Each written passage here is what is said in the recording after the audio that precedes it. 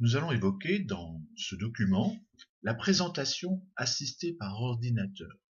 C'est une expression assez mal connue, on connaît mieux PowerPoint, le logiciel Microsoft qui sert justement à faire des présentations assistées par ordinateur, on dit aussi plus souvent des diaporamas.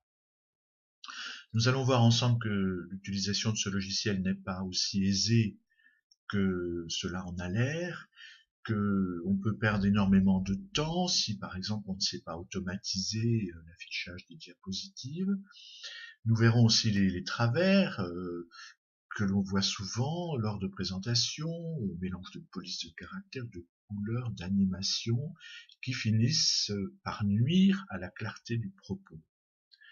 Eh bien écoutez, en avant. Ce logiciel est utilisé de façon multiple. Un anniversaire, un exposé, une soutenance, et bien entendu les contenus seront différents selon l'usage que l'on en fait. Nous allons, nous, plutôt axer notre travail sur une présentation dans un contexte de formation, par exemple de formation d'adultes, donc peut-être que nous aurons moins de décoration, d'animation, on restera peut-être plus sur les contenus et la formalisation des contenus. Est-ce si simple en fait? Ce logiciel va manipuler beaucoup de choses, du texte, des images, des sons, des vidéos, on va inclure des animations. On a affaire donc à un document complexe, un document multimédia, et bien entendu, cette complexité va pouvoir peut-être perdre le débutant qui va se mélanger les pieds dans le tapis entre les différents fichiers qui vont être incorporés dans une diapositive, par exemple. Donc nous allons essayer de clarifier tout ça. On pourrait se limiter à l'usage uniquement du logiciel, mais ce n'est pas que technique de faire une présentation. C'est vous qui êtes devant un public. Vous devez afficher des contenus, les expliciter. Donc votre style, votre voix, votre présence, ce sont des éléments vitaux quant à la qualité de votre présentation. Même si vos diapositives sont bien faites, avec des belles couleurs, des beaux contenus, si votre prestation à vous en tant que formateur ne suit pas, le message ne passera pas. Vous êtes vraiment dans l'utilisation d'un outil de communication. Alors bien entendu, il y a des pièges multiples, par exemple les polices de caractère, je veux dire par là si vous les multipliez, si vous multipliez les couleurs qui ne vont pas bien aller ensemble, si vous mettez un nombre d'animations extravagant, tout va s'afficher dans tous les coins, ça va bouger, ça va... et puis des sons que vous allez intégrer sur chaque diapositive, et tout ça peut faire un mélange, un méli-mélo dans lequel vous allez tomber parce que le logiciel, bien entendu, facilement, de façon assez intuitive, vous permet d'insérer tous ces éléments dans une diapositive. Mais c'est un piège. Prenons l'exemple des polices. Vous voyez quelques mots affichés sur cette diapositive avec des polices plus ou moins lisibles. Des polices qui ne seront pas bien lues par les personnes qui sont dans la salle. N'oubliez pas que le diaporama se lit.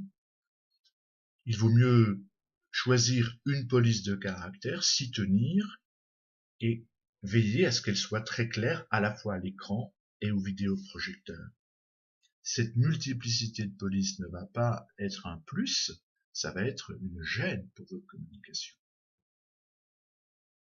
Les couleurs que vous pouvez utiliser sont multiples. Si vous voyez ces belles maisons colorées, il y a une unité, c'est joli à voir, c'est joli pour l'œil. Mais vous, quand vous indiquez une couleur à une police de caractère, faites attention à ce qu'elle soit lisible. Si vous voyez le mot police, par exemple, au-dessus de ma diapositive, eh bien, il faut avoir de bons yeux ou de bonnes lunettes.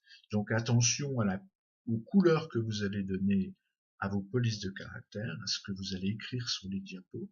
Certains mélanges ne passeront pas, également pour le problème de la lisibilité.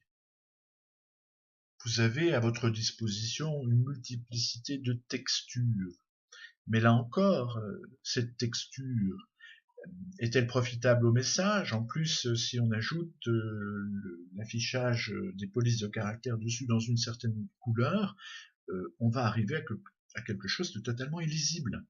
Donc, faut-il surcharger avec une texture? Faut-il mélanger les couleurs? Faut-il... Vous voyez, vous êtes face à un problème de clarté de votre information, de lisibilité de vos diapositives. Peut-être vaut-il mieux un fond crème clair et une police de caractère foncée. Dans ce deuxième exemple, bon, la couleur de police ressort beaucoup mieux sur cette texture foncée, mais posez-vous la question, est-ce que la texture foncée a une importance dans mon message? Est-ce que ça va être aussi lisible en vidéoprojection? Faites des tests, bien entendu. Dans cet exemple, à nouveau une texture un petit peu chargée, imitation bois, bon, à moins peut-être d'enseigner le travail du bois, de former des menuisiers, des ébénistes. Quelle est l'utilité d'avoir une texture aussi chargée? Et avec la difficulté que les affichages des mots et des polices ressortent bien.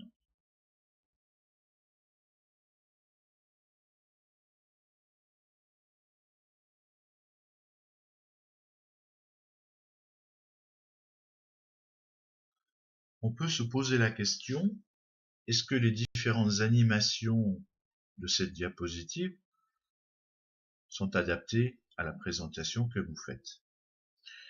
Est-ce que parce que les affichages des 4 mots sont animés et que l'image arrive avec une animation particulière, est-ce que cela va dans le sens de votre communication ou est-ce que ça pollue votre communication? Il faut se poser la question, il faut tester. Le public peut se lasser aussi, à la fois des affichages et des bruits que vous allez intégrer dans ces éléments. La même diapositive sans animation. Eh bien, on peut se poser la question.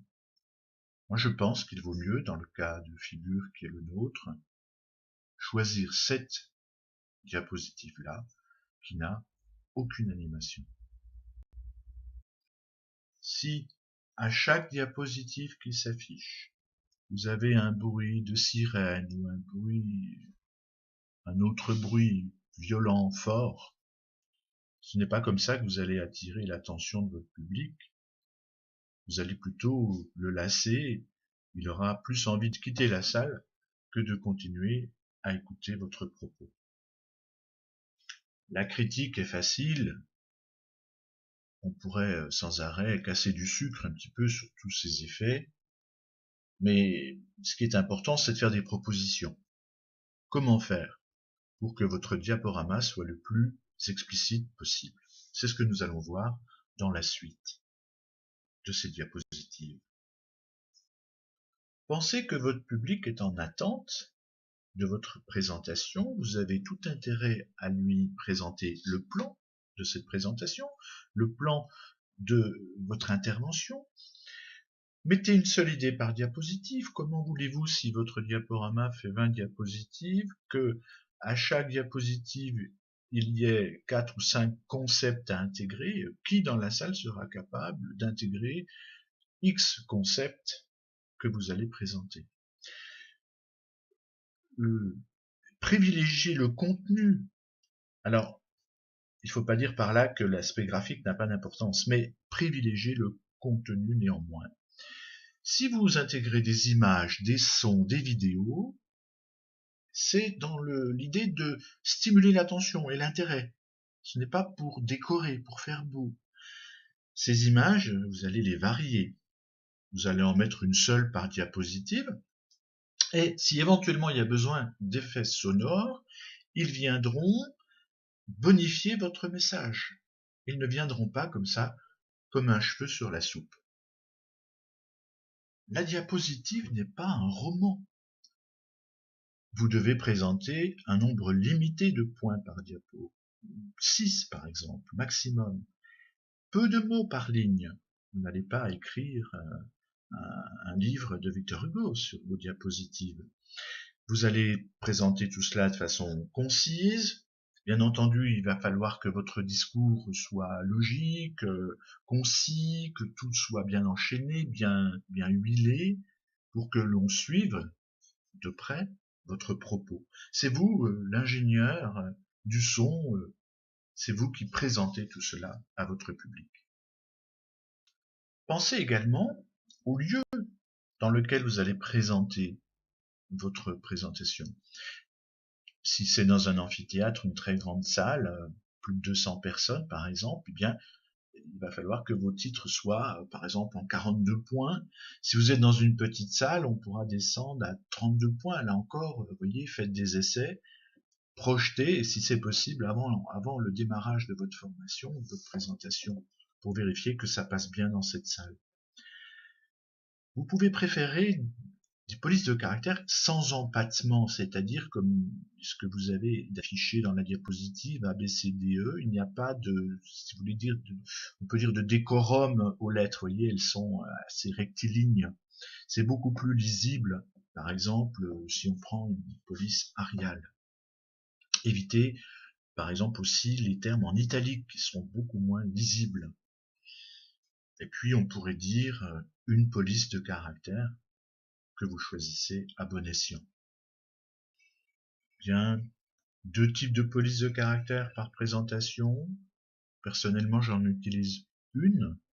Je crée mes présentations en police Verdana, donc police sans empattement. Il y a eu des études de fait. Il faut éviter par exemple les caractères de couleur bleue parce que la rétine est moins sensible à cette couleur, la couleur rouge et la couleur violette.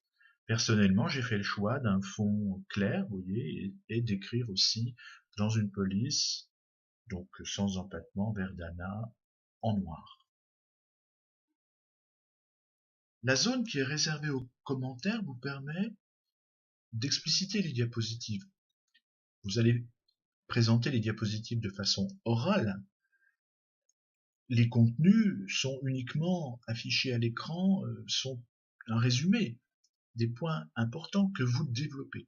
Donc si vous avez le temps et que vous jugez cela pertinent, vous pouvez dans les commentaires écrire le contenu que vous allez dire devant votre public.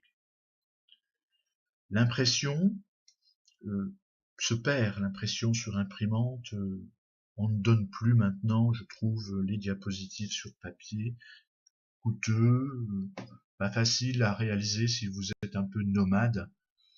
Mettez plutôt le diaporama en ligne.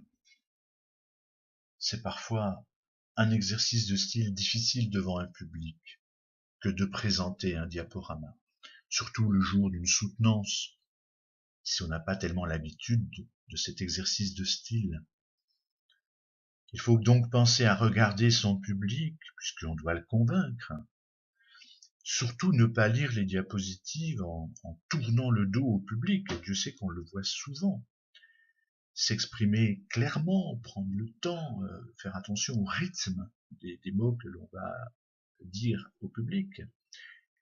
Soigner sa gestuelle, soit on voit des gens complètement figés ou des gens qui au contraire vont bouger dans tous les coins, c'est pas non plus très profitable. Et puis le timing.